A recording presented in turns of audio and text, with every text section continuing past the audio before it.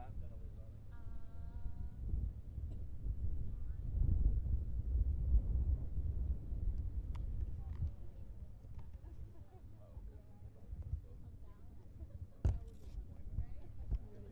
Yes, I am.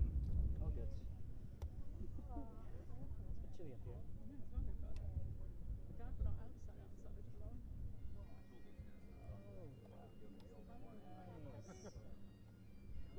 Lower my volume, actually.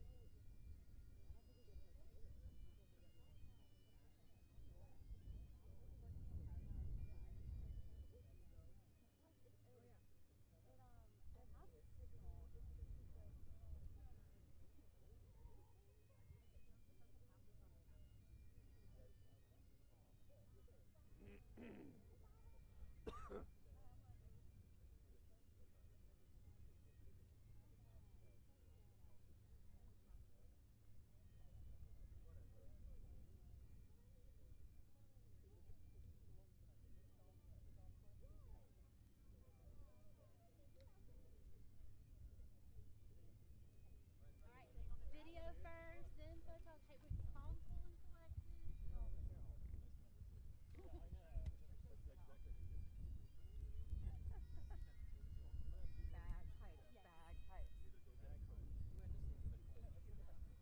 Hey, we calm, cool, and collected. Bagpipes. Minnesota for quarantine? I know. Like, you didn't even offer me your coat. Well, I would, but I don't have to. Oh, no, I'm not you. I am teasing. Yeah,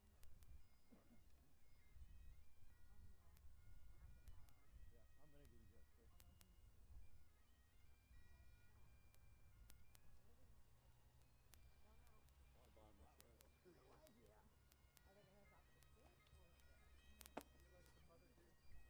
Why buy myself?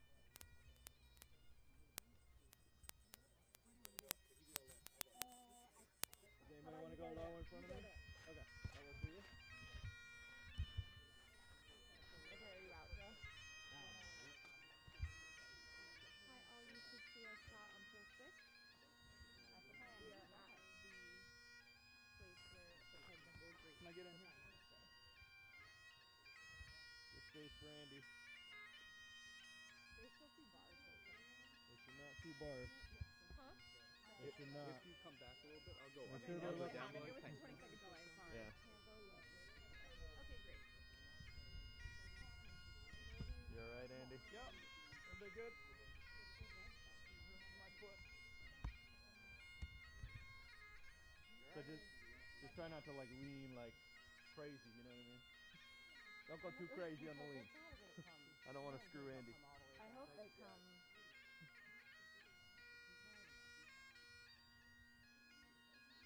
What's your boom? I see your lens hold. That's it.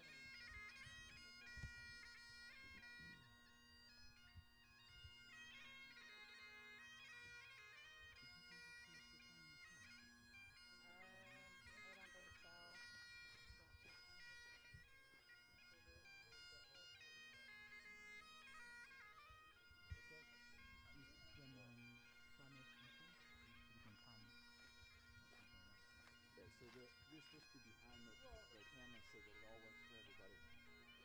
Sounds good. They don't know.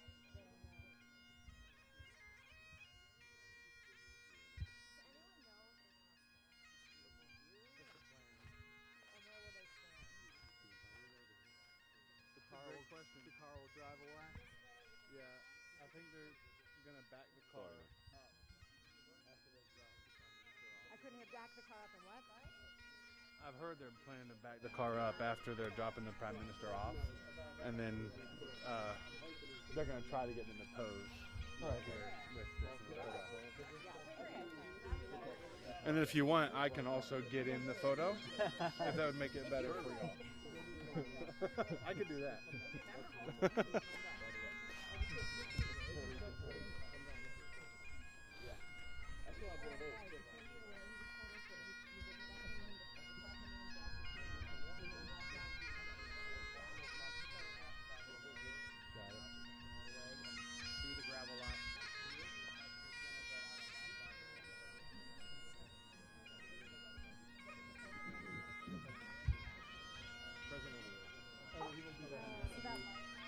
Oh, you're here? Yeah, the super You want to take this and I'll go this? You can't see it though. Oh, yeah. You can try if you want, but Yeah, why don't you go here, because that otherwise we'll get the same shot. Okay? it's rubbish up there.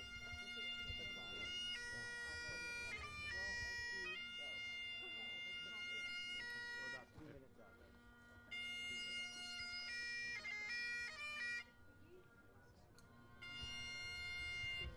You gotta get in there. You gotta get in there. That's the outriders coming in.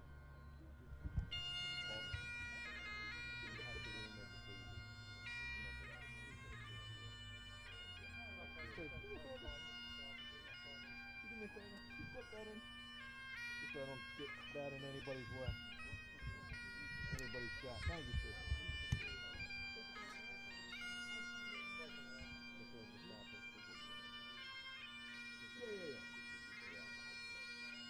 Well, I'm gonna go like that one too. Yeah. A little flexibility. Yes, thank you. Yeah.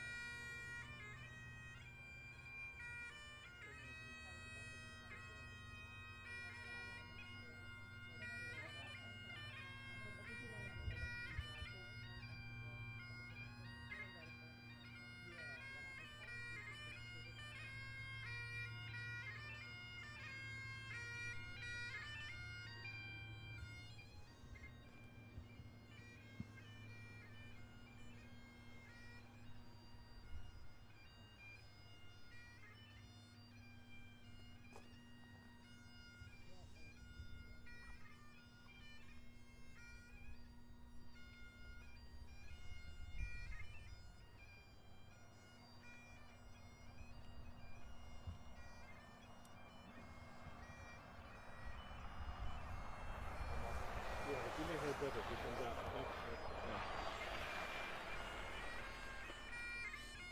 Go. Let's go.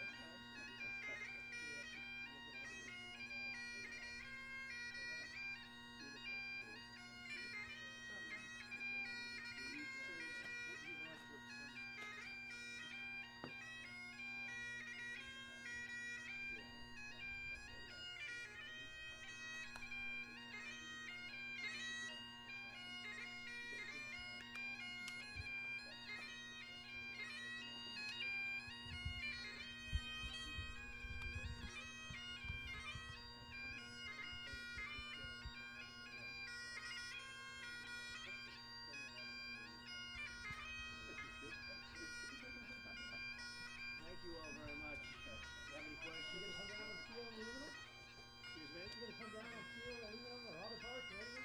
Well, we're in great shape. The trade deal was made with UK. The Prime Minister did a great job. You know, they've been trying to make that deal for 12 years, and he got it done.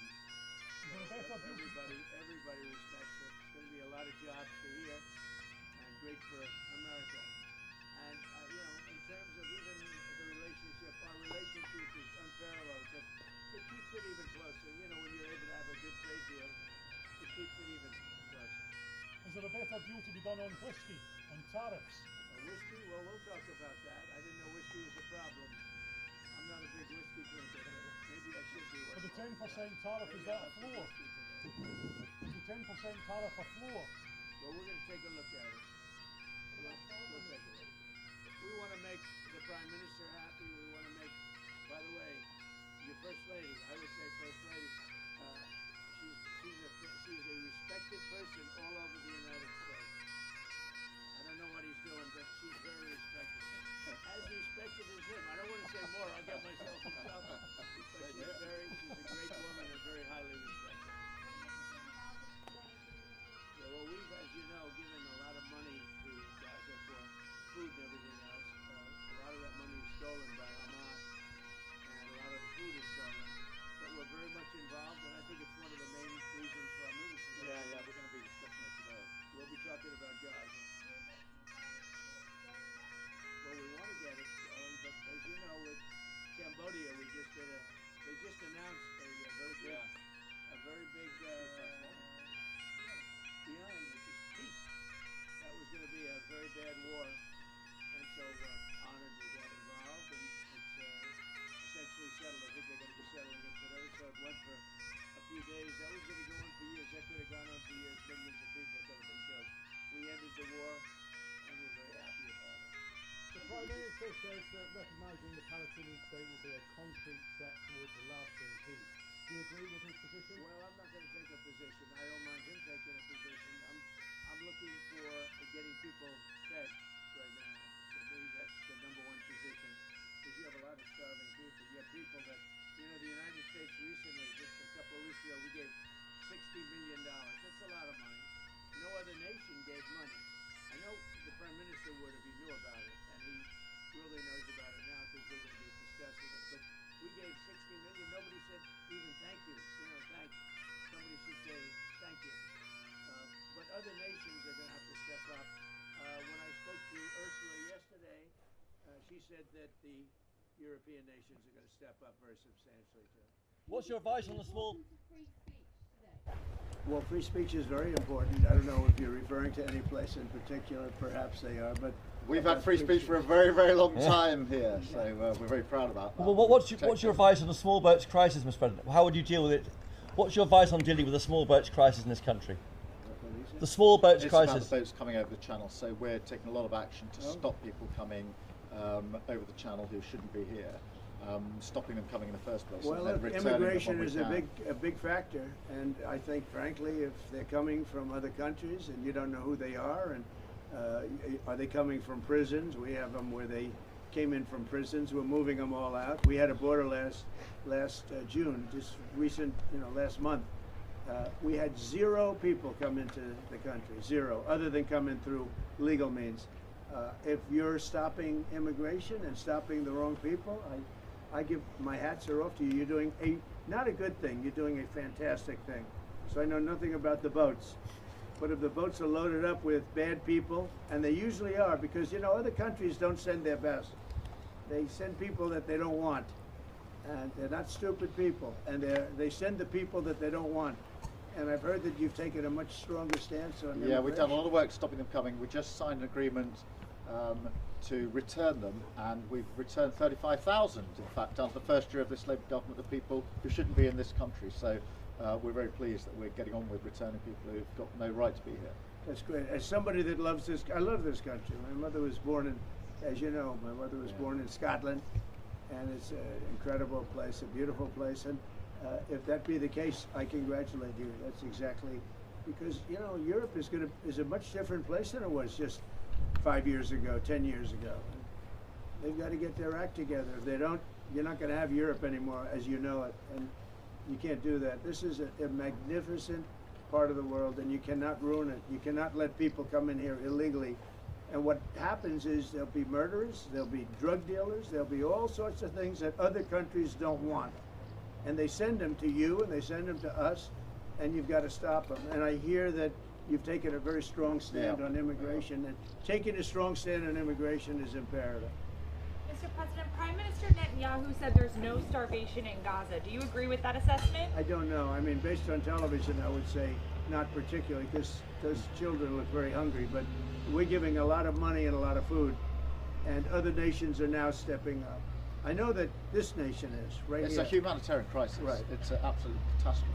And nobody wants to see that. And I think people in Britain are revolted at seeing what they're seeing on their screens. So we've got to get to that ceasefire. And thank you, Mr. President, for leading on that, and also to just get more and more aid in. And again, America's done a lot on this. A lot of countries have done a lot. We're now working with Jordan on getting direct aid drops in, but this is a desperate situation. Mr. President, do you think Israel has done all it can do to avoid civilian casualties in Gaza? Well, I think nobody's done anything great over there. The whole place is a mess. It'll get straightened out, but it's a mess. They have to get food and meantime, food and safety right now. And ultimately, look, Hamas did a horrible thing, and they paid a big price, but Hamas did a horrible thing. But I always said, when you get down to the last 20 or 10, they're down to 20. We got a lot of hostages out, and you helped us, by the way. Yeah. But we got a lot of hostages out over the last 6 months that I've been in. I've been in office for 6 months now. And these hostages have been, I mean, many of them have come to the Oval Office and they've thanked me so profusely. I said, you don't have to thank me. I did what I have to do. But I always said, when you get down to the final 20, they won't release them, because that's like their shield. Very unfair. And so something's going to have to be done. And they were really unwilling to talk. But I've said that. You'll get down to the final 10 or 20. It turns out to be 20. I thought that would be the number. I said, they're not going to be dealing with us. And, you know, many of the hostages are now dead, you know that. And parents come up to me, a woman came up to me 2 weeks ago. She just wants her son back. And I said, how's he doing? My son's dead, sir, but he's with them, and we want the body. She wanted the body of this young boy, of her young, beautiful son, just as much as if he were alive. It was just as important. There was no difference. And it's a tragic situation, frankly. But we got a lot out, and now possibly the fight will have to be a little bit different, but they have totally changed now. They don't want to give hostages. Very unfair. You have 20 living people, in this case living. You have many dead people too that they want to get a long time as well. Yeah, they have 20 living people, and I told Israel, I told Bibi that you're going to have to now maybe do it a different way. Do you think the ceasefire is even possible, Mr. President? Yeah, ceasefire is possible, but you have to get it. You have to end it. You're talking about with Israel's.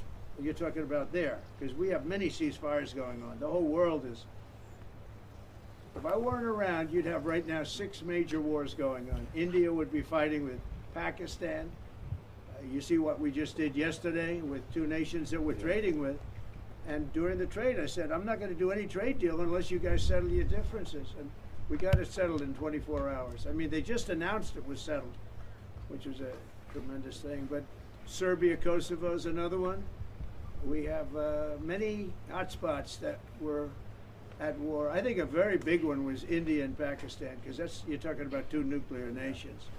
That was a very big one. And we get help from the UK. The Prime Minister's helped. We have cases where we specifically need the help because somebody comes from here that you're aware of, and you know, when you come from a country, you can do things, and I call up the Prime Minister and all of a sudden he's able to do things. True also with other presidents and prime ministers, but we've done it. Nobody's ever done what we've done. We have 6 different major if you take a look at Rwanda and the Congo, Republic of the Congo, they've been fighting for 31 years, 8 million people dead. It was going on. Nobody could go to that part of Africa. They were being killed. If to even walk there, you're being killed with machetes. And it was a violent situation. And I was able to, they liked Trump. They wanted to make a trade deal with Trump. They wanted us to take their rare earth. They want to give us their rare earth. And I got to know the leader of the Congo. I got to know both of them indirectly. And I called him. I said, let's end the war. I don't want anything until you end the war. And we ended the war. As you know, the foreign ministers came up 2 weeks ago, and the leaders are going to be coming very shortly to Washington, Rwanda and Congo. I mean, that's another one that we did. So we've done a lot. It's an honor to do it. It's not hard for me to do it. And I use, not in all cases, but I use a combination of knowing them a little bit, or in some cases knowing them a lot. I knew, you know, the leaders of Pakistan and India. I know them very well. And you know, they're in the midst of a trade deal, and yet they're talking about nuclear weapons. I say, this is crazy. So I said, I'm not doing a trade deal with you guys. And they want the trade deal. They need it. I'm not doing a trade deal with you if you're going to have war. And that's a war that spreads to other countries. You'll get nuclear dust. We'll all get nuclear dust. When they start using nuclear weapons, that stuff blows all over the place, and really bad things happen. So maybe we're being a little selfish when we want to save wars too. But we stopped a lot of wars, and it's a great honor to have done it. Thank you all very much. We're going to be talking inside very much about Gaza and the humanitarian aspects of Gaza. Yeah. Mr. President, what about Russia and Ukraine? You're talking about ceasefire. What's the latest? I would have said 5 times we would have had a deal. I've spoken to President Putin a lot. I got along with him very well, but 5 times, and every time 4 times maybe. But we've had discussions. You and I have had discussions. Yeah. We thought we had that settled numerous times. And then President Putin goes out and starts launching rockets into some city like Kiev and kills a lot of people in a nursing home or whatever. You have bodies lying all over the street. And I say, that's not the way to do it. So we'll see what happens with that. I'm very disappointed. I'm disappointed in President Putin. Very disappointed in him. So we're going to have to look, and I'm going to reduce that 50 days that I gave him to a lesser number, because I think I already know the answer what's going to happen. Okay? Thank you very much, everybody. We'll see you later.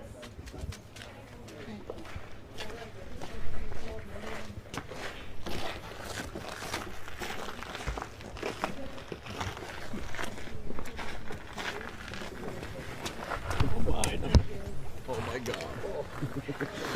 How did you end up on the other side? How did you end up on that? So your hand starts to go numb? Yeah. Alright guys, follow me this way.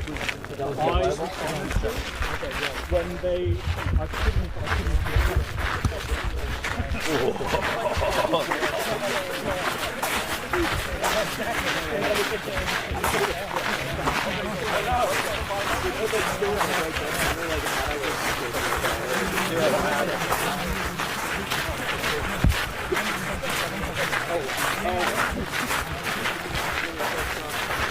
I had a bit of an error. You have to start to turn. Now it's really helpful. Very slow.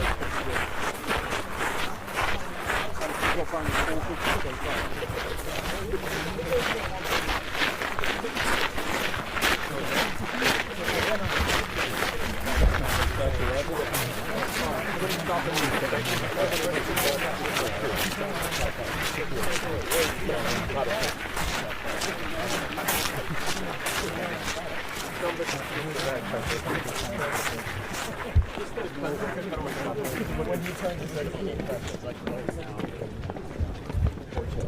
oh, I know that.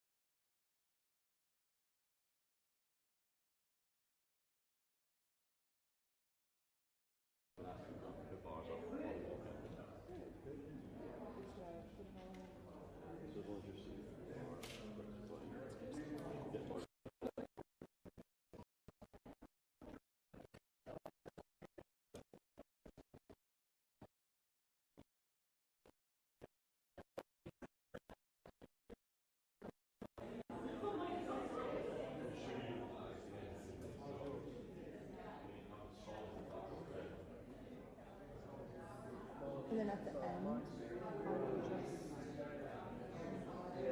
I'll keep the CI on.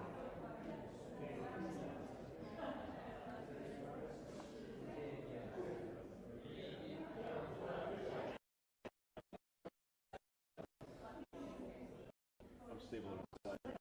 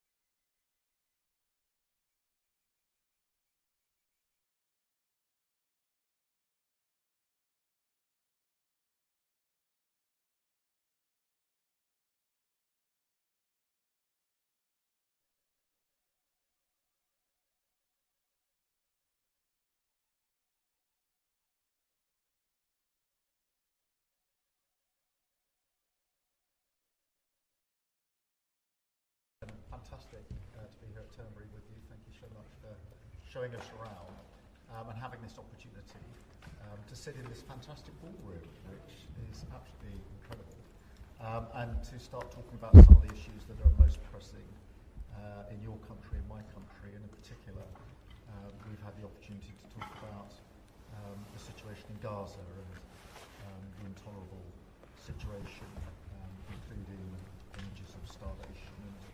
And I think both of us know that we have to get to that ceasefire, and we have to increase humanitarian aid in. And thank you for what you've already been doing, are doing, and committed to, because without you, this would not be capable of resolution.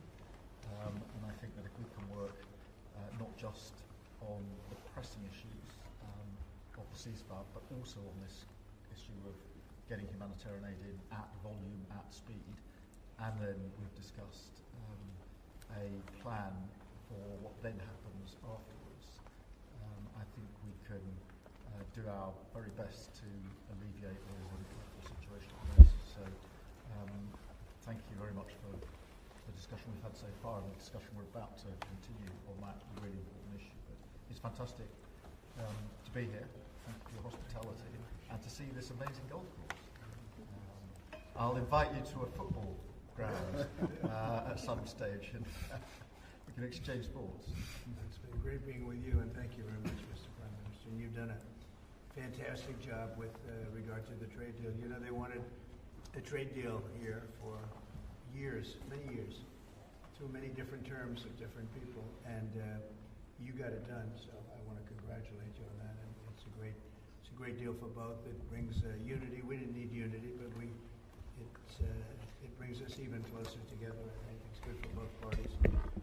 We also discussed, obviously, Gaza, and I think before we get to phase 2, which is, what's going to happen afterwards, we want to get the children fed. We made a contribution a week ago of $60 million, all going into food.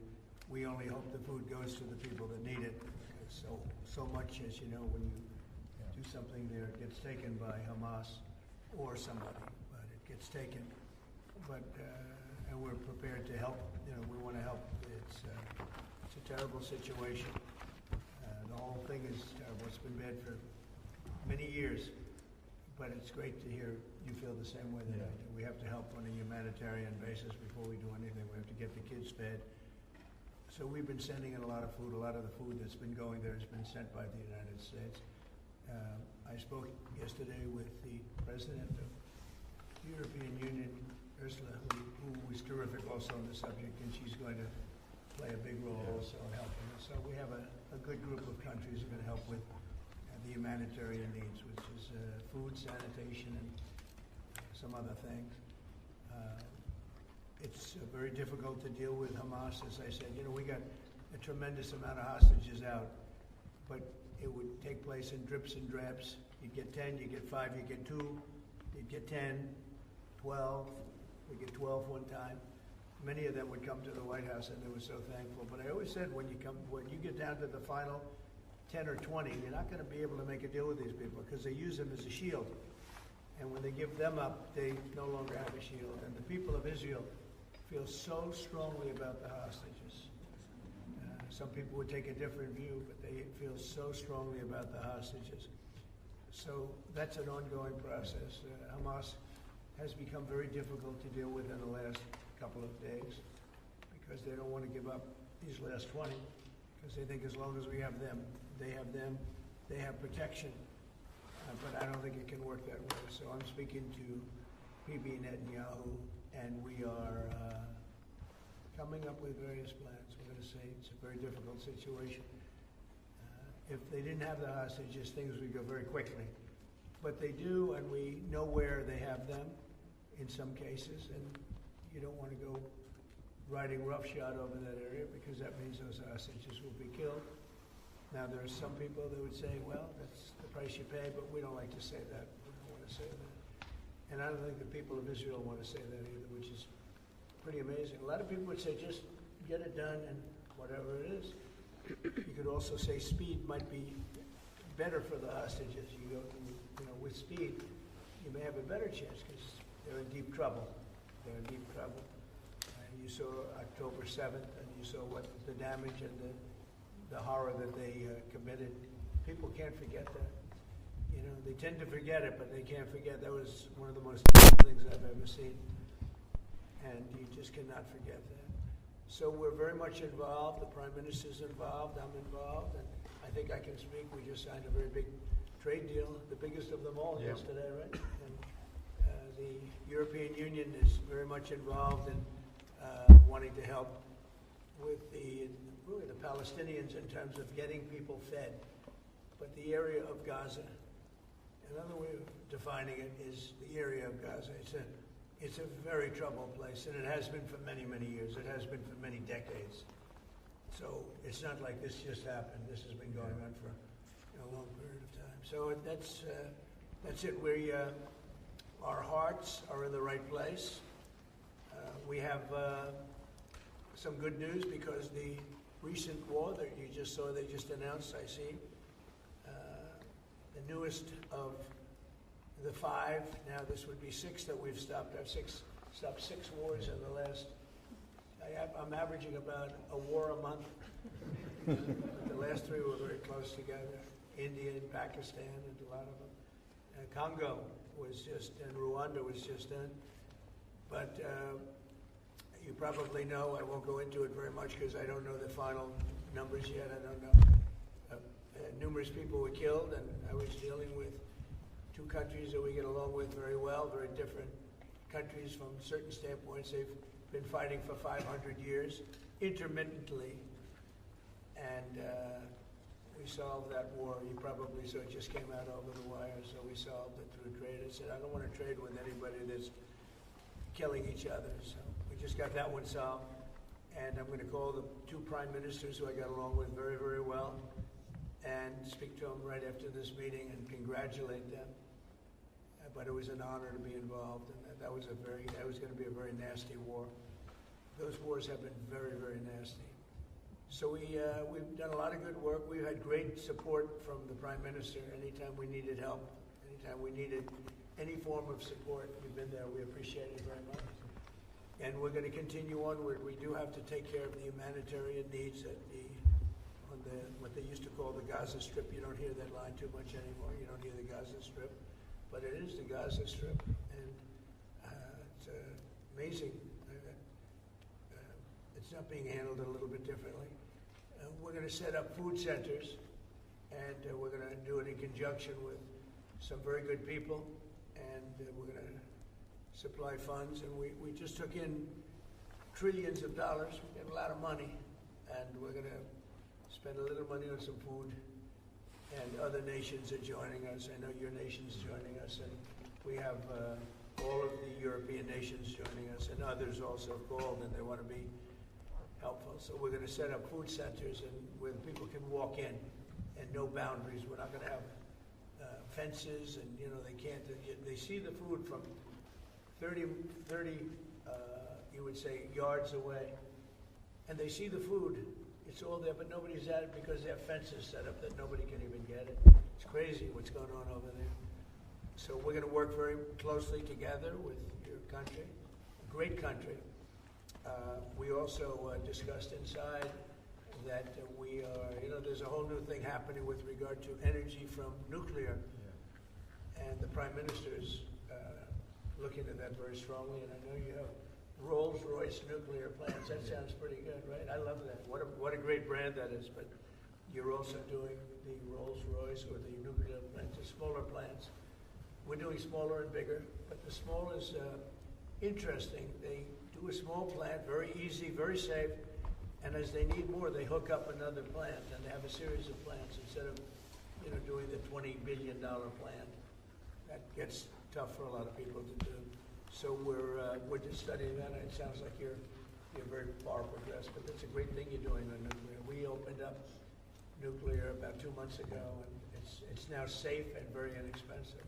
No, we see civil nuclear as a big part of the future as we go to sustainable, independent energy, and I think that between the 2 of us we can work very much more closely on this, and we've agreed that that's our ambition, that's our aspiration, and this is going to be a big part of the future when it comes to energy. And you can see in the last few years, energy has been weaponised, prices have dictated both families and businesses across the United Kingdom, and therefore taking control of energy is a huge prize. So the more we can work together on this, the better. And small modular reactors are a very big part of the future here, and we've got great companies like Rolls-Royce involved in that. So I'm very much looking forward to working together with you, Mr. President. We'll do that. We're going up to your oil capital in a little while. We're going up to Aberdeen. That's called the oil capital of Europe, and that's a great asset that you have up there someday. If they ever change their thinking on that, you have a great and valuable asset. There's a lot of valuable resources underground there, but that's a decision for you to make. But it's a very amazing place, and it is considered the oil capital of Europe. So it's another option that you have. So we are doing really well as a country, and I think that the Prime Minister has been so supportive of us, and so strong and so respected. And I respect him much more today than I did before, because I just met his wife and family. He's got a perfect wife and family, and that's never easy to achieve, right? But I take no credit for that. he's become a friend, and together we got a deal done that has not been able to be done. It was a deal that's very good for both. A really good deal for both of our countries, and very, very well received here in the United Kingdom. So thank you very much for having us. Thank you. Appreciate it. Mr. President, I just want to follow up on Russia. Earlier you said that you were going to change the deadline from 50 days. So what is your new deadline? What I'm can we going to expect? make a new deadline of about 10 or 12 days from today. There's no reason in waiting. There's no reason in waiting. It's 50 days. I want to be generous, but we just don't see any progress being made. Mr. President, on Gaza, you just talked about setting up food centres in conjunction with other organisations. Right. You're talking about the Gaza Humanitarian Foundation or recognised aid agencies. How will this work? Well, it's going to be working with the United States. We'll be helping with the food. We have a lot of access to food. We've got a lot of food ourselves. And we're going to bring it over. We're going to make sure that they don't have barriers stopping people. You know, you've seen the areas where they actually have food, and the people are screaming for the food, and they're 35, 40 yards away, and they won't let them because they have lines that are set up. And whether they're set up by Hamas or whoever, but they're very strict lines, so we have to get rid of those lines. But we're going to be getting some good, strong food. We can save a lot of people. I mean, some of those kids that's real starvation stuff. I see it, and you can't fake that. So we're going to be even more involved. We did some airlifts before, some airdrops, and the people are running for it. And the Prime Minister is going to help us. They're very effective with that. You've done that before. They've done that for 100 years very well. So it's not very hard to do, actually. Mr. President, you say you love Scotland. You're the most Scottish president ever in the White House. Is there a better deal to be done for Scotland, for Scottish industry, in the deal that you've done with the Prime Minister? Whisky, for example. Well, I have great love for Scotland. You know, my mother loved Scotland, and she loved the Queen. I don't know, I might hurt myself by saying that the monarchists are going to like it, some other people, but she loved the Queen. Whenever the Queen was on television, she wanted to watch. And she would come back religiously. She'd come back to Scotland once a year with my sister Marianne, primarily, and sometimes my sister Elizabeth also. But they love this part of the world. And, you know, we're talking about the Isle of Lewis. We're talking about serious Scotland. That's serious Scotland. There was no doubt about it. So, yeah, it gives me a feeling, you know, it's different. You go to another country, you have no relationship to it. You got to like maybe the head of the country or something. But it's different when your mother was born here, Stornoway. Right in Stornoway, beautiful little place. So is there a better deal to be done? Is there a better deal to be done for Scotland, for whisky, for example? Because of your love of Scotland, is there a better trade deal to be done for Scottish businesses like whisky? Well, I assume when we do our trade deal overall, a lot of it comes to Scotland, I hope. Maybe all of it should go to It's Scotland. a very good deal for the whole United Kingdom, and we've already achieved great things out of the deal, and we'll achieve even more as we work together. Mr. President, a lot of it is going to Scotland. I mean, I do know that, but I mean, we're dealing with the UK, but a lot of it comes to Scotland. And you know, I was very particular. This is a part of the world I want to see thrive. It's going to thrive. Mr. President, back to Gaza. You talk about Hamas stealing food and stealing aid. What responsibility does Israel have for limiting aid to the region? And if I could ask a follow-up to the Prime Minister, what pressure can be put on Israel, and is that something that you and the United States could work on together? Israel has a lot of responsibility. They're hampered by the fact that you still have 20 hostages or so. And the people of Israel are very concerned about the 20 hostages. It's very interesting. You could say they could be more concerned about retribution than the 20 hostages, but they really want the 20 hostages to survive and live, to make it. You know, many of the hostages came to my office, the Oval Office, and I was amazed by, I would ask them the question, was there any sign of love? Was there any sign of, when you were a hostage and you have all of these people from Hamas around you, sometimes hundreds, sometimes 10, sometimes 2, but you're a hostage and you're being stored in a pipe. It's not even really, a cave, or it's a pipe, a little pipe. And some said they didn't think they were going to make it because they were losing air. There wasn't enough air, and they'd open up the pipe just in time, but they didn't do it on purpose. They just happened to open it. They got lucky. But I said, did they ever wink at you and say, like, don't worry, you're going to be okay? Did they ever give you some extra food, even if it was a piece of bread? Did they ever give you anything during that time? And some were there for 400 or 500 days now, right? It's a long time, a year and a half, more than that. And not one person said there was any love from anybody. You know, in other words, you have hundreds of people, and you see it in the movies where somebody's a prisoner and somebody's helping. You even see it with Germany, where people would be let into a house and live in an attic in secret. You know, you see signs of stuff. I said, did you see anything like, did they wink at you? Did they say, don't worry, you're going to be okay? I never received, I ask that question all the time. I've never received one answer that said, yeah, they really wanted to help. No, the hatred is just incredible. But sir, on the access to food issue, what more can Israel do? And again, to the Prime Minister as well. Well, I think Israel can do a lot. I will say that Iran, I think, interjected themselves in this last negotiation. Can you imagine the beating they took? We wiped out their nuclear possibilities. They can start again. If they do, we'll wipe it out faster than you can wave your finger at it. We'll have to do that. We will do that gladly, openly and gladly. They've been saying, Iran's been sending out bad signals, I'll tell you. For a country that just got wiped out, they've been sending very bad signals, very nasty signals. And they shouldn't be doing that. They shouldn't be doing that. They were talking about things that they shouldn't be talking about. They were interviewed on a recent show, and the foreign minister saying things that he shouldn't be talking about, shouldn't be saying. And I think they got involved in this negotiation, telling Hamas and giving Hamas signals and orders, and that's not good. That's not Prime Minister, I would say, look, we need to get the hostages out. They've been held for a very, very long time, and we must always start from there.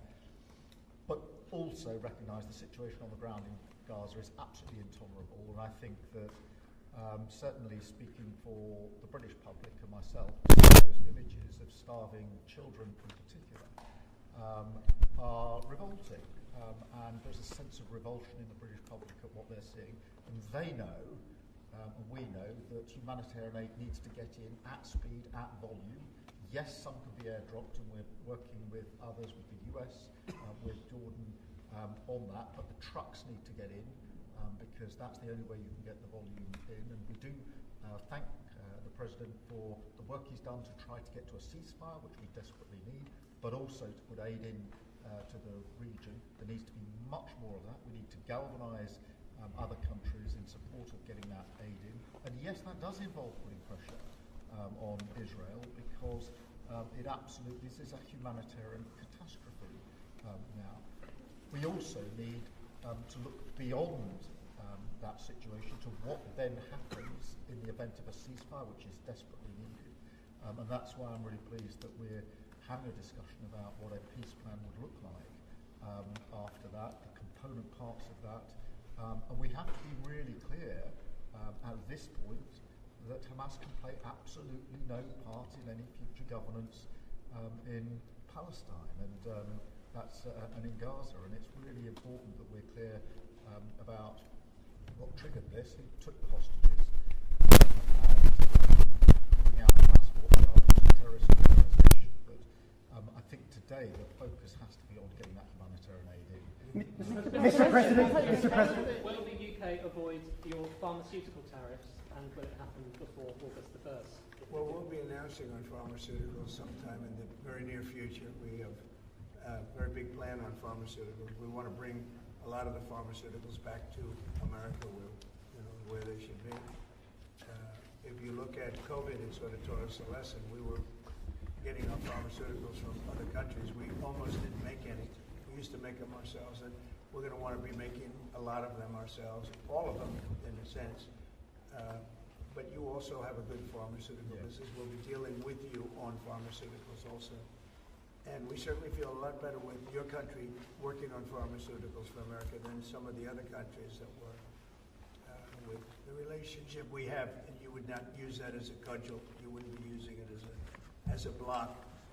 But we're going to be announcing sometime very soon, I think, pharmaceuticals are our whole thing. And the companies know. And drug prices are going to be coming down very substantially in the U.S., very, very substantially. And that'll happen very soon. Mr. President, we can all sense your frustration with Vladimir Putin. Sorry, we can all sense your frustration with Vladimir Putin. Yep. Do you think he has been lying to you about his intentions in Ukraine? Well, I don't want to use the word lying. All I know is we'd have a good talk, and it seemed on, let's say, 3 occasions, it seemed that we were going to have a ceasefire and maybe peace, and you divide it up and you do whatever you have to do, then obviously to get to the end. And all of a sudden, missiles are flying into Kiev and other places. And I say, what's that all about? I spoke to him 3-4 hours ago, and it looked like we were on our way, and then I'd say, forget it, and I'm not going to talk anymore. You know, this has happened on too many occasions, and I don't like it. I don't like it. Mr. President, you have a successful social media site. There are new powers here to censor your site, states mandated powers. To censor my site? To censor your site and Twitter Truth? and Facebook. Truth, I mean Truth. Is that okay? Well, I don't think he's going to censor my site because I say only good things. Will you please uncensor my site? Yeah, we're not censoring anyone. We've got some measures which are there to protect children, in particular from sites like suicide sites. We've had too many cases in the United Kingdom of young children taking their own lives, and when you look through their social media, they've been accessing sites which talk about suicide and encouraging, if you like, children down that road, and that is what we want to stop. Nothing about censoring free speech. But that treats all adults like this children. Country is the proud. But that can treat all adults free like speech children. in this country has been for a very long time. We're very, very proud of it. We will protect it forever. But at the same time, I personally feel very strongly that we should protect our young teenagers, and that's what it usually is, from things like suicide sites. I don't see that as a free speech issue. I see that as a child protection issue. We actually passed a bill in Congress, headed up by my wife, actually, which was to pull bad stuff out having to do with children, because it is a problem.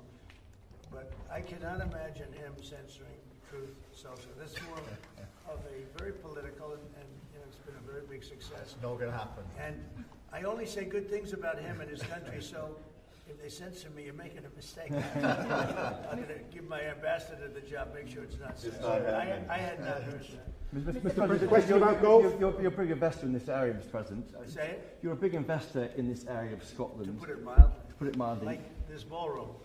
Yeah, it's amazing. Do you worry, though, about the risk of increased taxes here? Will that stop you investing? And do you have a message last night on the soccer to the English Lionesses who won the European trophy? So I think that I have a theory that low taxes bring growth. We just passed a big tax cut bill, the biggest bill in the history of our country, actually.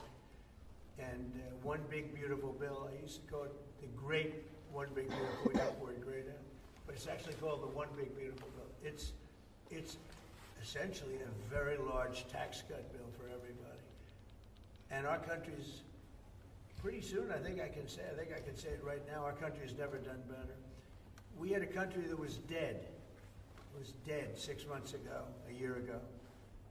Leaders from NATO, we had a very successful meeting at NATO. Your prime minister was there. It was an unbelievable love fest with all of those countries, and they agreed to go 5% and all the things. Very smart to do, but many of the leaders said, essentially they said, your country was dead 1 year ago. 1 year ago we had a dead, and we did. We had a dead country. We had a president who didn't know where the hell he was. We had horrible, horrible people running our country. I think they were sick people, actually, sick. You talk about censorship, those are big, that's all they did was censor. They didn't know what to do. And they had high taxes. They wanted more tax, total censorship, transgender for everybody, men playing in women's sports, everything bad they wanted, and they still do. That's what they still do. That's why they're down at 15% or something, I saw today, the lowest that the other part of the Democrats have ever been. But no, I find that when you lower taxes, you get growth. I will say this, and the Prime Minister hasn't been here very long, in all fairness. I think he'll be a tax cutter. But I find that as we cut taxes, we did more business. In my first tax bill, we cut taxes from 39% down to 22%. And we ended up at the end of the first year, when it was still a little raw, we ended up taking in much more revenue than we did at 39%. It was pretty amazing. And we're taking in a lot of revenue right now, and this was an additional tax cut. So I find, for whatever it's worth, tax cuts here are very good. Mr. President, you moved up the deadline. It's now 10 or 12 days. Is the sanction the same that you're going to slap a 100% tariff on anybody who does business with Russia?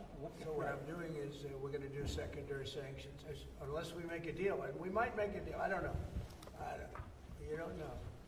It's we've done so many peace deals. This is the one I started out with, and I know President Putin called me. He wanted to know if I could help him with Iran. I said, no, I don't need your help with Iran. I need your help with Russia. And so that's the one deal that continues to linger. And we're losing 5,000. They're losing. I'm not losing. You're not losing. But 5,000 Russian and Ukrainian kids a week are dying. And that's not mentioning the people that are dying also in towns where, he's lobbing missiles into certain towns like Kiev. And he's got to make a deal. It's too many people are dying. It's a really bloody war. And the 5 and now, they're really telling me that number is obsolete. It's like 7. That's terrible. So you have 7,000 Russian and Ukrainian soldiers dying every single week for no reason whatsoever. So you would think, based on common sense, you would think he'd want to make a deal. We'll find out. No communication. Mr. President, publicly, have you had any other community channels conversations with the Russians reiterating this? In what? Reiterating this new pressure and deadline. Yeah, we're going to have you're the press. I'm reiterating it to you. I'd say 10 to 12 days. I'll announce it probably tonight or tomorrow. But there's no reason to wait. If you know what the answer is going to be, why wait? And it would be sanctions and maybe tariffs, secondary tariffs. You know what a secondary tariff is. And look, the Russian economy, I don't want to do that to Russia. I love the Russian people. They're great people. I don't want to do that to Russia. But this thing, they're losing a lot of Russians. They've lost 1 million Russians. And that's the, sons, that's the sons and daughters of Russian families. They leave the house, they go, bye mom, bye dad, and then they get blown away. And Ukrainian too. Look at Ukraine. It's a disaster what's happened there. But it continues to go on. As you know, we made a deal where the European Union is essentially involved, but it's NATO, and we're was supplying weapons to NATO. NATO's now paying because the United States, because of Biden's in for $350 billion, the European nations are in for about $100 billion. It should be the opposite way, by the way, because we have a big ocean in between. It should be the opposite way. But I think that eventually something's going to happen. It should happen fast. So many people are dying. You know, when I settled out with Congo and Rwanda, they lost almost 8 million people. And it just made so much sense. And if I didn't get involved, they wouldn't have done it. They weren't even thinking about settling it. It was just going on forever. And nobody could go into those territories because they'd get killed. They'd get killed. And now they have I hear it's a whole different ballgame. We settled it. This is one that should be settled. Russia, Ukraine. This is one that really should be settled. Mr. President, Scotland, Mr. President, Scotland's First Minister has today set out his plans for a second referendum on Scottish independence. Can I get your reaction to that as someone with deep ties to Scotland? And, sorry, Mr. Prime Minister, can I also get your thoughts on that? If the SNP do win a majority at next year's election, then they have a right to hold a referendum, do not? Well, I don't want to get involved in your politics. We got enough politics of our own. I will say that I predicted what was going to happen the last time. You remember? I was opening the first course over at Aberdeen, and I was over here, and at the same time, and they asked me that question. I made a prediction. It was the day before the vote, and I made it correct. I like to be correct, but I made a correct prediction. I don't know. I do say that when they made that deal, somebody said that it was, and I remember this very distinctly. I said, could they do this all the time? There was a little bit of a restriction, like 50 or 75 years before you could take another vote. Because, you know, a country can't go through that too much. I don't know the First Minister, but I've heard great things about him. I've spoken to him. I hear very good things about him, and I'm meeting him today. So maybe I'll have a better opinion then. And let me answer that straightforwardly, because I believe in a stronger Scotland, in a better United Kingdom. And I think that at a time like this, when it's quite clear that there's uncertainty and volatility around the world, the strength of the United Kingdom together is very important for all four nations, very important for Scotland. And that should be our priority, that should be our focus, not on the politics, which feels like the politics of yesteryear now, at a time like this. And I think that the First Minister should probably focus more on his delivery in Scotland than on his constitutional issues, and we might have a better health service in Scotland. But at a time like this, I think the United Kingdom is always stronger as four nations. I think that's better for all four nations. I think that's how Scotland is stronger. Look at the deal that we've been able to do with the United States, a really important deal that we made just months ago. That is what the United Kingdom can do when we act as a powerful set of four nations together, and there are very many other examples. Mr. President, you toured the Federal Reserve last week, and they are set to meet this week. Do you think your visit has inspired a potential rate cut, or how do you see things shaking out this week? Oh, it's interesting. I did tour it. I toured the building. Yes. And if you looked at this building, if you came here like 14, 15 years ago, we've had it a long time. It's been an honor to have Turnberry. But I was on much more opulent walls, ceilings, floors. We had to do this. And we did a very great job. I mean, you see how beautiful it is inside. Everything was saved, everything was preserved. We had ceilings that were in bad shape, they were falling down. You know, it's very old, wasn't properly maintained. Now it's brand new and beautiful, and we saved everything. If you really think here, you took a look and you were sort of commenting, the coloring. Now this is a brand new building, but if you look outside, it's equally opulent and beautiful, and we didn't do that by spending, you know, hundreds of millions of dollars in surrounding a railing underneath the area that you're painting. I mean, I've never seen it like this. Brand new, beautiful plywood, very expensive, wrapped around a figurine or a railing to preserve it, but you don't have to do that. You can just wrap a cloth, they call it a blanket, and you don't even have to do that if you're careful when you're doing the ceiling. But I don't know what they did. They'd take down a ceiling and put up a new ceiling, and the new ceiling had no opulence to it. Or they'd fix the ceiling. But I would say that all I need is a good plaster and a can of paint. And, you know, they spent $3.9 billion. And I spent a lot of money too, but it's I'd say 3.8 billion less, you know, meaning I spent probably $100 million making this place incredible. And you were saying a lot of that was local trades. I used local trades. Looking at the windows, I think, in the next room. I had local trades do a lot of this. We have the most opulent windows next door, and I had a choice. Do I take them out? And, you know, they've suffered through 125 years of storms. You have very big storms in this area. When you have a storm, you have a storm. And they made it, barely, but they were in bad shape. So I had some local people come up and we looked at them. You have some great craftsmen here, I think is what you're getting at. And they said, sir, honestly, they've had it. We can copy it and do it much better. And they did. If you take a look at the windows in the various dining rooms, they're magnificent. And they're new, and they're much better looking than what was there. Same exact look, other than a much higher quality. But do you foresee a rate cut? And they're local people. I use a lot of your local people.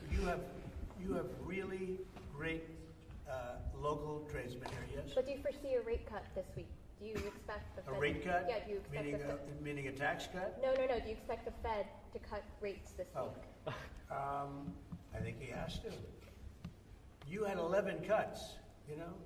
In Europe, they had 11 cuts. In other places, they had 10 or 11 cuts. And we had none, but I'm not going to say anything bad. You know, we're doing so well, even without the rate cut. With the rate cut, it would be better. It affects our housing a little bit. Look, we should be 3 points lower. Each point is $360 billion. Can you imagine that? That's big numbers. Each point, 1 point of cut, is the equivalent of $360 billion in savings.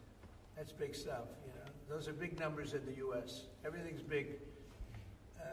He should cut. A smart person would cut.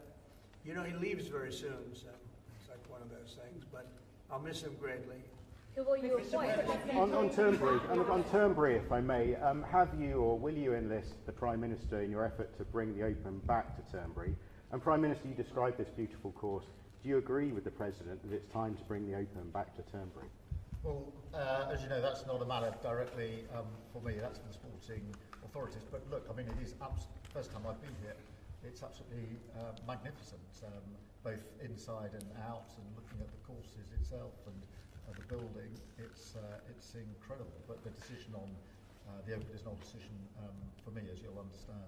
I should just pick up on the earlier question, because I for one will say congratulations to the Lionesses. Last night our women's football team won the Euros, defended the Euros, I should say, which was a really big success, and the mental and physical resilience that they showed was quite incredible. So there's a lot of bunting out today and tomorrow to celebrate them bringing that cup home.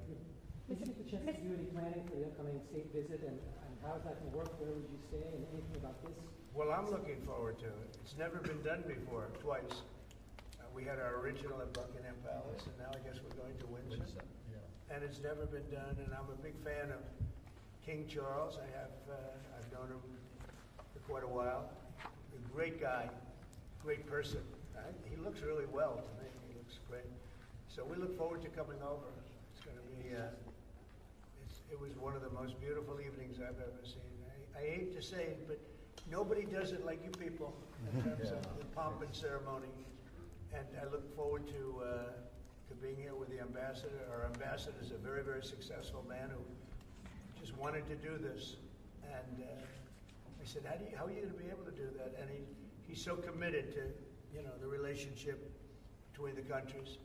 But he's a very great guy and a very, very successful man. So I very much thank you for doing this. Thank you for the honors.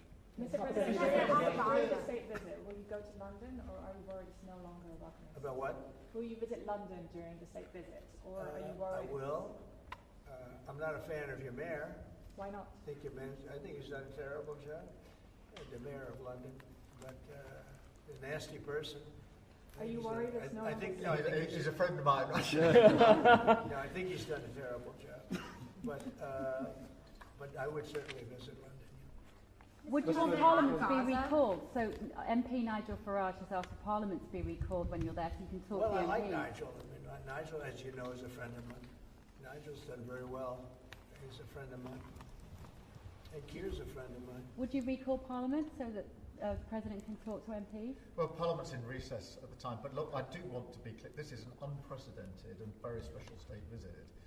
This has never been done before. There'll be many elements of it that have never been seen before. So this is going to be a historic occasion, and we're all very much looking forward to it. And I was very, very pleased to be able to put forward the invitation when we were at the White House earlier this year. So this is not just a state visit.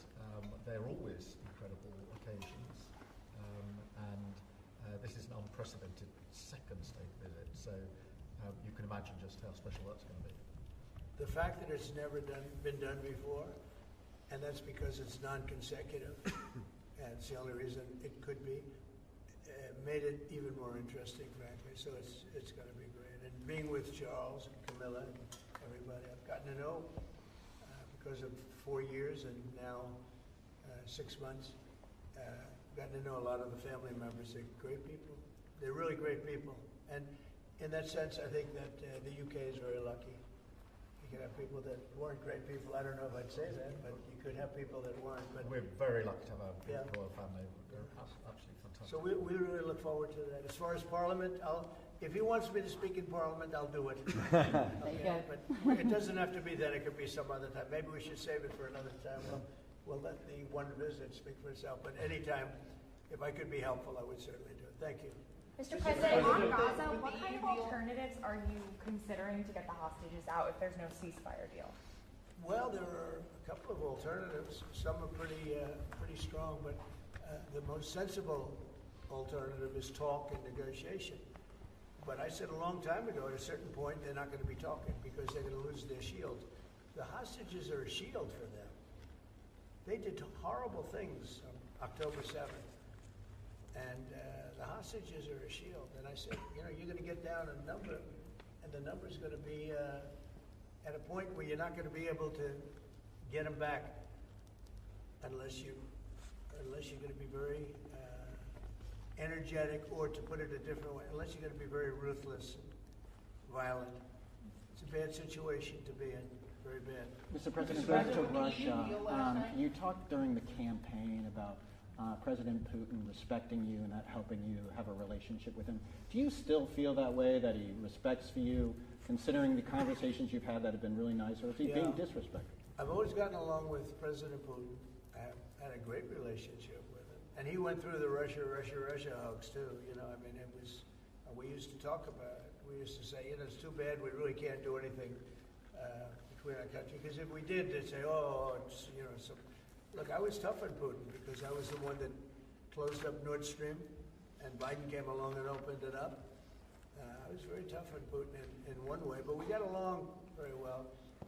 And I never really thought this would happen. I thought we'd be able to negotiate something, and maybe that'll still happen, but it's very late down the process. So I'm disappointed. And the funny thing is that their economy isn't that big, and it's having a hard time right now, but it's a relatively small economy. A strong military, but strong economy. And it used to be a strong economy, now it's not. He's going through a lot. Economically, it's not easy. But it's pretty small, compared to that magnificent size of that land. The land is massive. It's got, 9 time zones or something. It's a massive piece of land. Russia could be so rich. It could be so rich. It could be thriving like practically no other country. And they're holding that back because we can't. He wants to do trade deals with us. He talks about it all the time. He wanted to, and I envision that a lot of trade with Russia. They have a lot of valuable things. When you talk about rare earth, they have serious rare earth, right? They have just about every form you can have. So, you know, Russia could be so rich right now. Instead, they spend all their money on war. They spend everything on war and killing people. It doesn't make sense to me. I thought he would want to end this thing quickly. I really felt it was going to end, but every time I think it's going to end, he kills people. Could a meeting help, and are you considering, has been proposed to meet in Turkey in August? I'm not, you know, I'm not so interested in talking anymore. He talks, we have such nice conversations, such respectful and nice conversations, and then people die the following night with a missile going into a town and hitting, I mean, recently I guess the nursing home, but they hit other things. Whatever they hit, people die. So, I don't know. We've just had a sense of your differences in political persuasion where Nigel Farage and Sadiq Khan came up in conversation. I wonder if you have any advice, either of you, for a very divided, polarised world on how you make your relationship work. Not differences, not differences.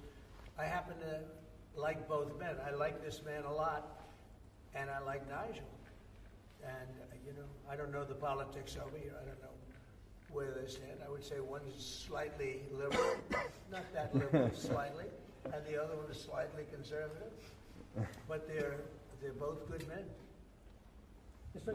Prime Minister, I mean, we like each other, we respect each other, we get on, and we've both got a great love of our countries, of our families, and therefore there's a huge amount that we have already achieved actually together and will achieve as we go forward, leading our respective countries, and of course the relationship between our countries. Donald, we were talking about this morning, that whether it's defence, security, intelligence sharing, it's a close historic relationship. We have fought together in the past. We've always stood together. And I, for one, am very pleased that we've got such a good personal relationship between us. And I think it just shows that even if you come from different political perspectives, different backgrounds, actually there's a huge amount of common ground when it comes to what is in the best interests of our two great countries, and they are two great countries. And I think that because we focus on what's best for our countries, we get along very well, and I'm very pleased that that's the case. Mr. President, you know he wants to cut taxes as much as he can, and you know politics is pretty simple. It's, I assume there's a thing going on between you and Nigel, and it's okay. You know, it's two parties, but generally speaking, the one who cuts taxes the most, the one who gives you the lowest energy prices and the best kind of energy, the one that keeps you out of wars. It's kept you out of wars. But the one that keeps you out of wars, you know, you have a few basics, and you can go back 1,000 years, 1,000,000 years, whoever does these things, but low taxes, keep us safe, keep us out of wars, no crime, stop the crime, and in your case, a big immigration component, you know, because I know that your attitude has become strong on immigration, strong on the toughness of immigration. But I think whoever's going to be, I think I won because we had a lousy president, to be honest with you. We had an incompetent president. But I won because I was very strong on immigration. Now, we had inflation. We had sort of a bad economy with this guy. We had a lot of problems, but I focused on immigration more than I did anything else. And I think I won because of immigration. I think I won because of the border. I had a bad border where millions of people were coming in to our country illegally. And as you know, last month, 0 people came into our country illegally, 0. So we went from a bad, incompetently run border to the most competently run border that anybody's ever seen. Prime Minister, the President makes it look easy dealing with illegal migration. You must be envious of his record in such a short period of time. Well, I think we've been discussing irregular, illegal migration is a huge issue in both our countries. In the United Kingdom, it is a real cause for concern, and that's why we must bear down on it in all its aspects, upstream, across Europe, where a lot of ours comes through northern France, across the Channel, working with our allies, with our colleagues to break the gangs that are actually running this trade, but equally being very strong that when people have arrived in this country who've got no right to be here, then we should be removing them to their own country. And that's why I'm really pleased that we've been able to focus on this very intensely and get 35,000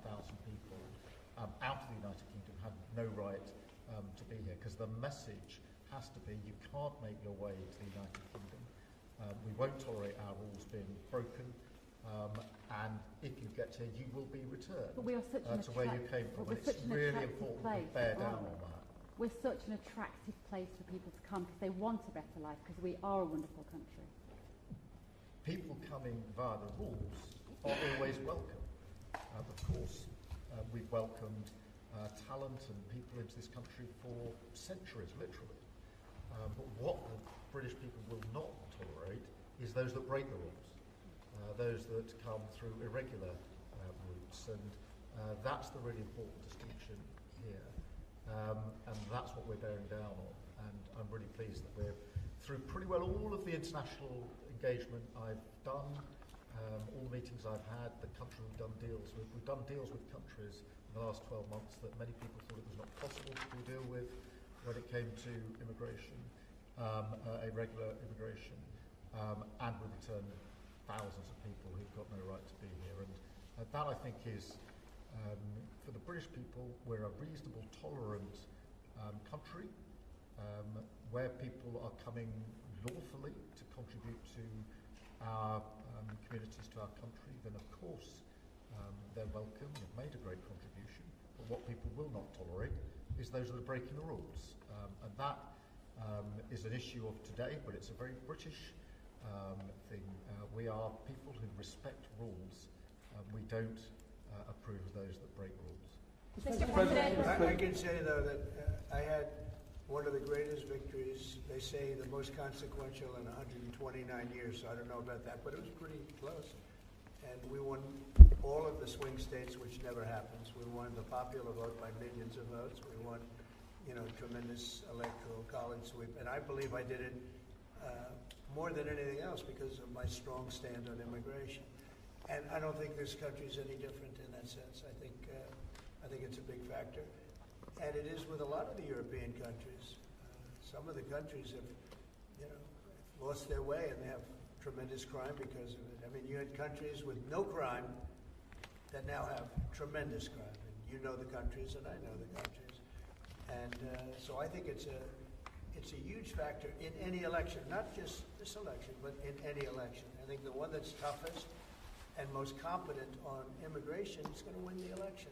But then you add low taxes and you add the economy. You did a great thing with the economy because a lot of money is going to come in because of the deal that was made.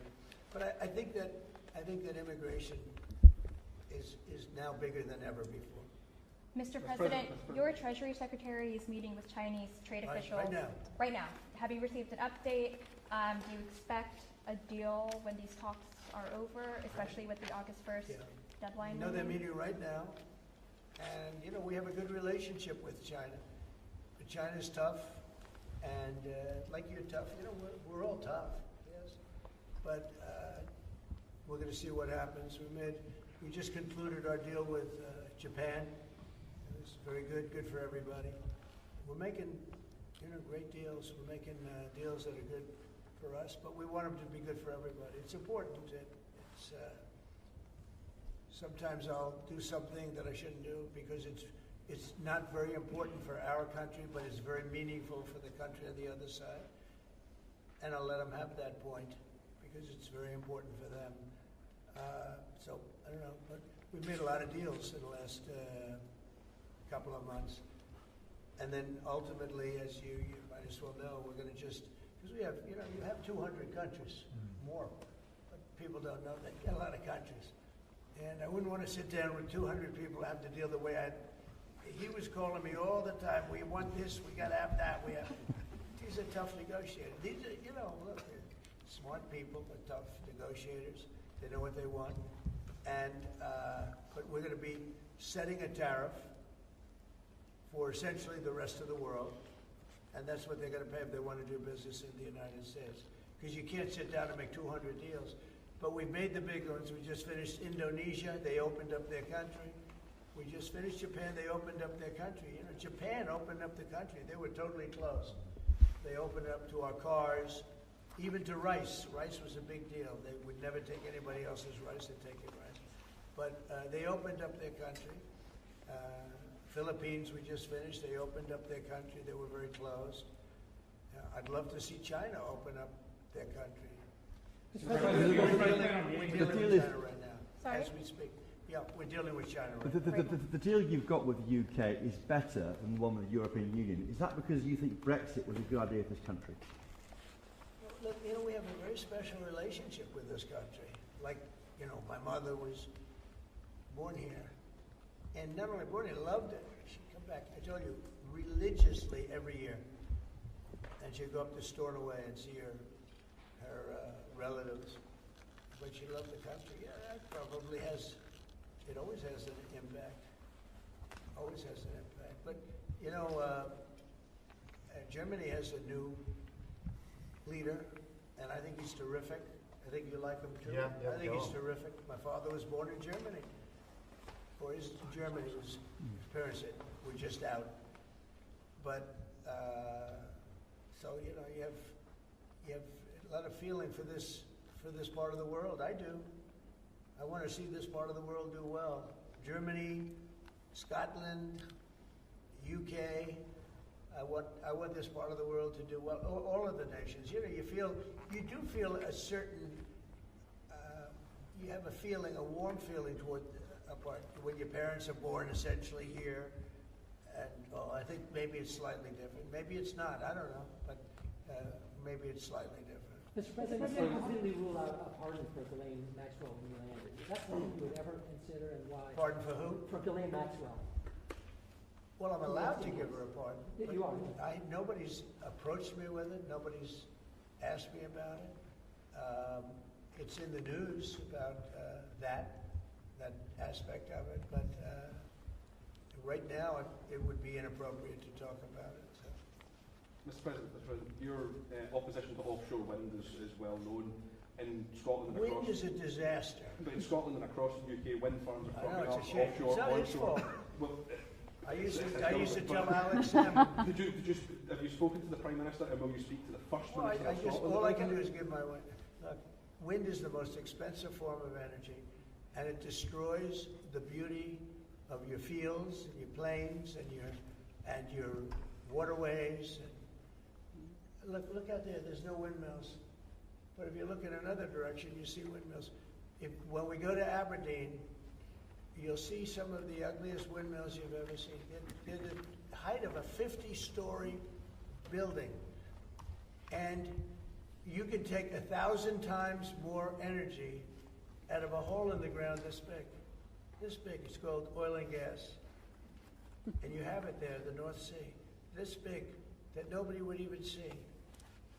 You can take 1,000 times more power because the wind is intermittent, it doesn't work, it's extremely expensive. All the windmills are made in China. They used to be Germany and China, now they're mostly in China. They all come out of China. They say that the blades, which are carbon fiber, you can't bury. Oh, okay, you can't bury. What are you going to do, dump them in the ocean someplace? Because they only last a certain period of time. And remember, a windmill has a life of 8 years, especially when they're out in the salty sea and they start to rot and to rust. You're going to have to replace them. It's very hard to replace them. Wind needs massive subsidy. And you are paying in Scotland and in UK and all over the place where they have massive subsidies to have these ugly monsters all over the place. So I've restricted windmills in the United States. Now, a couple we have, you know, the poor stupid people at the beginning, they approve them, so they have their full approvals. But I've restricted windmills in the United States because they also kill all your birds. You know, they wipe out. You know, it's interesting. If you shoot a bald eagle in the United States, they put you in jail for 5 years. And yet windmills knock out hundreds of them. They don't do anything. You explained that. So it's a very expensive energy. It's a very ugly energy, and we won't allow it in the United States. So we believe in a mix, and obviously oil and gas is going to be with us for a very long time, and that'll be part of the mix. But also wind, solar, increasingly nuclear, which is what we've been discussing this morning, civil nuclear as we go forward. The most important thing for the United Kingdom is that we have control of our energy, and we have energy independence and security, because at the moment, whatever the attributes and facilities in the North Sea, that is sold onto the international market, and we buy it back off the international market. That was a historic mistake in my view. But what we need is a mix so that we get the energy security that we need for the future, and that's the focus of everything that we're doing. But what we have discussed today is that the energy prices are too high, which is why we recently took measures to reduce the energy prices, particularly for energy-intensive businesses. But in the long run, the only way to reduce your energy prices is to take control of your energy, and that's what we're doing, taking control of our energy. Mr. President, our King Charles, who you're a great friend of, is a big fan of eco-projects, of windmills, as you call them. Is he wrong? So King Charles is an environmentalist, I will tell you. And I say that in a positive way, not a negative way. Every time I've met with him, he talked about the environment, how important it is. And I'm all for it. I think that's great. You know. King Charles, more than anything else, loves the country. But I got to know him very well. He truly is an environmentalist who wants clean air, clean water, you know, all of the things that we all want. Mr. President, you have said that you have not been briefed on the Epstein files, or your name has not appeared in the Epstein files. But doesn't the AG have to tell you if your name is in the files? I haven't been overly interested in it. You know, it's a hoax that's been built up way beyond proportion. I can say this: those files were run by the worst scum on earth. They were run by Comey. They were run by Garland. They were run by Biden and all of the people that actually ran the government, including the auto pen. Those files were run for 4 years by those people. If they had anything, I assume they would have released it. The whole thing is a hoax. They ran the files. I was running against somebody that ran the files. If they had something, they would have released. Now, they can easily put something in the files that's a phony. Like, as an example, Christopher Steele, a person you know well, happens to be from your country. But Christopher Steele, as an example, wrote a book, a dossier. We call it the fake news dossier. And the whole thing was a fake. The whole thing was a fake. They could put things in the file that are fake. But those files were run by bad, sick people. If they had anything, why didn't they use it when I was killing Joe, and then he gave out because he was 25 points down, and then I got somebody new. Nobody even knew anything about her. She was a horrible vice president. She was a border czar, but she never went to the border. She never once called a border patrol agent to find out how we do, but she was the border czar. Her name was Kamala. Nobody knows her last name. It was Harris, but nobody knew her last name. So I ended up, how would you like to end up in a race where you're killing somebody, you're beating him, and then they say, all right, we'll take him out. He's not working. Let's put somebody else. And then she had a 6-week honeymoon. It was amazing. They predicted she would have a 6-week honeymoon, and she did. And then she got slaughtered. Do you feel that? But think of it. Those files were run by these people. They were run by my enemy. If there was anything in there, they would have used them for the election. Do you feel that? Do you think that drawing that, I think I heard you say something the other day, the drawing that was the subject of the Wall Street Journal report? I don't do drawings. I'm not a drawing person. Do you think it was fraudulent? I don't do drawings. Sometimes people say, would you draw a building? And I'll draw 4 lines and a little roof, you know, for a charity. So, but I'm not a drawing person. I don't do drawings of women, that I can tell you. They say there's a drawing of a woman, and I don't do drawings of women. And also, you know, Epstein was always a very controversial guy. I was in a very high position, you know, pretty much all my life. In all fairness, I've been doing this for a long time. I had the top show on television. I had the #1 bestsellers. I had everything, right? And I was a very successful business guy. He was a very controversial. Who would do a controversial drawing? Now, with that being said, they say there were many letters done by many people, and many big people, big successful people. But I just don't. When you talk about files, I just keep going back, and other people too. Even the enemy says this thing is not correct, because if we had it, we would have used it on the guy. It's a bad issue. They say it's a good issue for Trump. Do you know that my poll numbers are up 4.5 points since this ridiculous Epstein stuff? My poll numbers have gone up 4.5 points because people don't buy it. Okay, people don't buy it. And he's gone, and we want to focus on trade deals. I want to focus on the deal we just made with the European Union, which is the biggest trade deal in history. It's the biggest deal, I think, in history, not just trade deal. So if they would have had something, they would have used it. And people keep writing stories about the time he threw him out of Mar-a-Lago. Can you settle that? What was it about? What caused the breach with him? That's such old history. Very easy to explain, but I don't want to waste your time by explaining it. But for years, I wouldn't talk to Jeffrey Epstein. I wouldn't talk because he did something that was inappropriate. He hired help. And I said, don't ever do that again. He stole people that worked for me. I said, don't ever do that again. He did it again.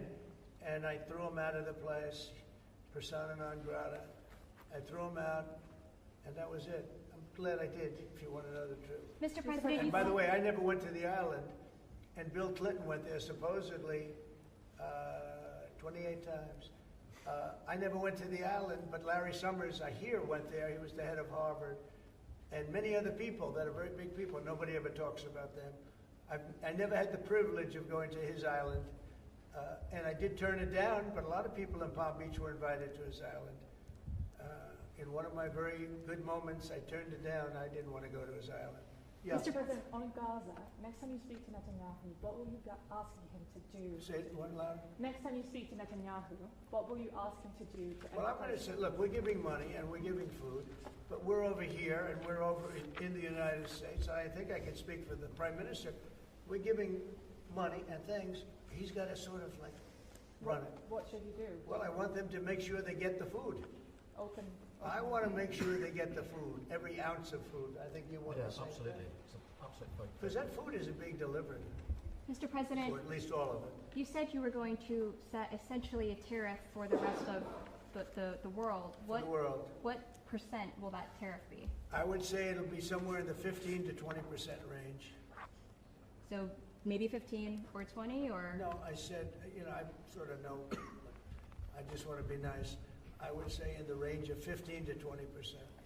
Is there an offer you might make to UK steel? Probably one of those two numbers. It's an offer for UK and steel aluminium makers here are worried about tariffs. Will you do anything to help them here? Aluminum? And steel? You're a pretty big aluminum maker. Yeah, that's already covered in the deal that we've agreed. So we're just doing the implementation of that. So, Mr. President, when will that come down from 25% to 0? You mean on the overall, on the world? On steel and aluminum from Britain, it's 25. Well, we're going to know pretty soon. We're going to have it pretty soon. Mr. President, on Canada. You have no idea. These people are tough negotiators, okay? But we're a big buyer of steel. But we're going to make our own steel. We're going to make our own aluminum for the most part. But we buy a lot of aluminum from right here, and a lot of steel too. Yeah. We have a lot of unhappy. We have a lot of unhappy. Who are you with? Because you're asking such nice questions. Sorry, GB News. Bev Turner from GB News. Very good. We have a lot of unhappy farmers in this country at the moment, and I'm sure the Prime Minister won't thank me for raising this. We've had changes to inheritance tax, which mean a lot of farmers feel they're going to lose their farms when they die or their father dies. How important are farmers to a country? You mean they're going to lose the farm because of estate taxes? Correct. So that when they die, they have to pay so much. They're cash poor, but they have great property. I know. Well, they're cash poor. They're land rich and cash poor. A lot of people are. I've had that too. Sometimes I'm land rich and cash. Sometimes I'm cash rich and land poor. I like it both ways, but as they get older, I like the more conservative. So I did something that I don't know if you can do, but it was great. I love our farmers. As you know, in our tax bill, we have a clause that's very important. We were losing a lot of farms to the banks because a loving mother and father would die and left their farm to their children or their child, but their children, their family. and they loved their family, and they thought they were doing them a favor, but they had a 50% tax to pay. So the land would get valued, and at a high number, because some of the farms were valuable, but they didn't, they couldn't quantify it. And they go out and borrow money to pay the estate tax, or the death tax, as it's called. And they'd overextend, and they'd lose the farm. And they'd commit suicide in many cases. We're seeing that. No. Our levels are nowhere near 50%. They're not 50%, but the they're not. is real. We've just introduced where it's paid over many years, works out that's good. An extra 2% a year over 10 years. So it's not at those levels by any stretch of the imagination. But the other thing that we've done, as you know, is make sure that we've got a pathway for farmers that actually increases their year-on-year income, which is the most important thing. And in all of the deals that we do, we ensure that our farmers are the central focus for much of it, particularly on the agriculture, including in the US deal, because I don't think we can go on for years saying that it's acceptable for farmers to have a year-on-year income which isn't sufficient. We've got to fix that problem. We can't simply live with that problem, so it's a very different situation. Well, we ended the estate tax. There is no estate tax on farms. You could do the same. So when a parent leaves their farm, because again, a lot of these farms, they don't make a lot of money, but it's a way of life, and they love their way of life, and they love that dirt. That dirt is the most beautiful thing they've ever seen. They love it. I mean, they're farmers. They love doing it. They don't know how to do anything else, but they don't want to do anything else. I speak to farmers. I say, "Would you like to live in my penthouse in Manhattan? It's always beautiful." No, sir. I want this farm. And what happens is, we were losing a lot of people to suicide. They'd borrow money to pay the estate tax, and they were not able to pay it. And some banks are ruthless; they wouldn't do anything, and they would end up committing suicide.